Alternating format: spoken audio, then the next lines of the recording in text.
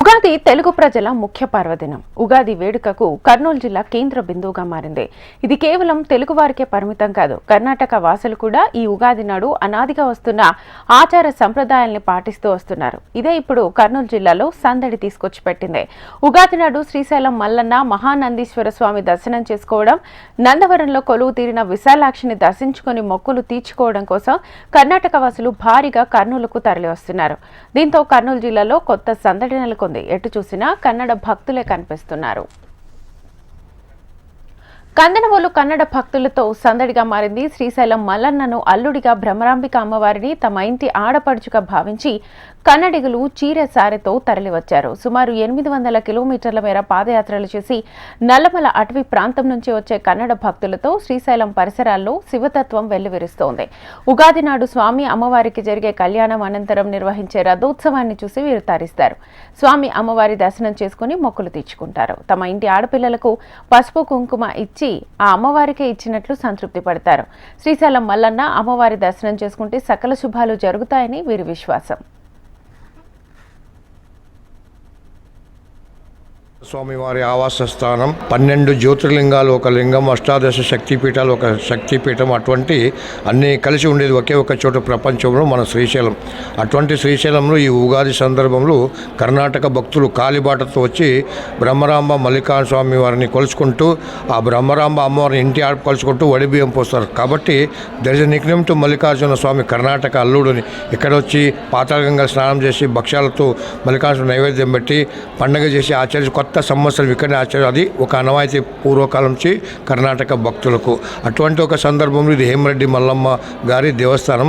మల్లమ్మ మల్లికార్జున స్వామి భక్తురాలు, ప్రథమ భక్తురాలు, రెడ్డి కులస్తురాలు, కొండవీటి రాజవంశస్త్రాలు, సాక్షాత్ పార్వతీ స్వరూపురాలే. కొన్ని అనివార్య కారణం ఈ జాగాలు ఒక వనవాసం రూపంలో ఆమె గారికి నివసించాల్సి వస్తుంది. ఆ స్వామి పెట్టిన అన్ని అగ్నిపక్షులు నెగ్గుకొని వచ్చినాక స్వామి మల్లమ్మ గారి ముందర ప్రత్యక్షమైన ఆశీర్వదించి వరాలు ఇచ్చిన తర్వాత మల్లమ్మ గారి కంటిని దిగిన ఆనంద బాష్పాలే ఈరోజు మల్లమ్మ కన్నేరుగా పిలువబడుతుంది. అది సంవత్సరం 365 రోజు 24 గంటలు ఒకే వస్తానికి ఉంటుంది. కాబట్టి ఒక్క విధంగా దానికి జీవజలం అని చెప్పొచ్చు. అదే జలాన్ని ప్రతి భక్తునికి కూడా అభవాలు. తెలుగులో ఒక పాట ఉంది, మా తెలుగు తల్లికి మల్లె పూల దండ. దేజస్టాంజ రుద్రమ్మ భుజశక్తి మల్లమ్మ పతిభక్తి తిమ్మర్సుకి కృష్ణదేవుల కీర్తిని. ఆ మల్లమ్మ గారేమి యోగి వేమనకు స్వయం వదిన అవుతుంది. తర్వాత finally this temple may be built by Karnataka Reddy Association and hand over to Seychelles Devasthanam. Now it is under Seychelles Devasthanam. Om Namah Shivaya. Srisailam Mallanna దర్శనం తర్వాత మహానందికి వెళ్లే భక్తులు అక్కడ నందీశ్వర స్వామికి మొక్కులు చెల్లిస్తారు. ఇష్టకామేశ్వరి అమ్మవారి దర్శనం చేసుకుంటారు. తమ పాడి పంటలు బాగుండాలంటూ ఇక్కడ వ్యవసాయం చేసే పనిముట్లు కొంటారు. కర్రలు, చేటలు వంటి వస్తువులు ఇంటికి తీసుకుని వెళ్తారు. అనాదిగా ఈ ఆచారం వీరు కొనసాగిస్తున్నారు. ఉగాదికి 2-3 రోజుల ముందు నుంచి ఇక్కడ కన్నడిగుల సందడి మొదలవుతుంది. ఉండేది కర్ణాటకలో బిజాపూర్ డిస్టిక్, బాగల్కోట్ డిస్టిక్, రాయచూర్, తర్వాత వచ్చేసి మహారాష్ట్ర సోలాపూర్ డిస్టిక్.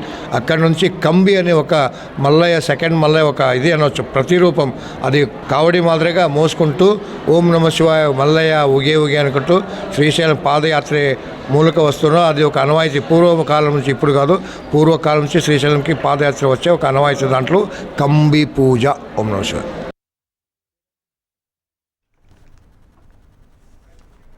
శ్రీశైలం మహానంది తర్వాత నందవరం క్షేత్రం కన్నడ భక్తులు దర్శనం చేసుకుంటారు.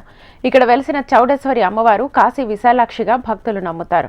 ఇక్కడ అమ్మవారికి పొంగలి నివేదన చేస్తారు, ఉపవాసం చేస్తారు, జ్యోతులు వెలిగించి పూజలు చేస్తారు. ముఖ్యంగా రాత్రి వేళల్లో జ్యోతి వెలిగించి దాన్ని తలపై పెట్టుకుని జాగరణ చేయడం విశేషం. ఇక మరుసటి రోజు మాంసాహార నివేదన చేసి మొక్కులు చెల్లించుకుంటారు. కన్నడిగులకు కర్నూలుకు ఓ ప్రత్యేక అనుబంధం ఉంది. ఉమ్మడి మద్రాసు రాష్ట్రంలో ఏపీలో భాగంగా ఉన్న రోజుల్లో మద్రాస్, బళ్ళారి, రాయచూర్, కర్నూలు ప్రాంతాలు కలిసే ఉండేవి. దీంతో ఆచార వ్యవహారం ఒకటిగానే ఉండేది.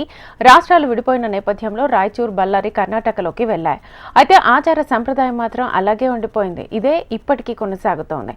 ఇక ఉగాది నేపథ్యంలో కర్ణాటక నుంచి 5 నుంచి 10 లక్షల మంది భక్తులు శ్రీశైలానికి వస్తుంటారు. ఇలా వచ్చిన భక్తులతో శ్రీశైలం కలకల్లాడుతోంది.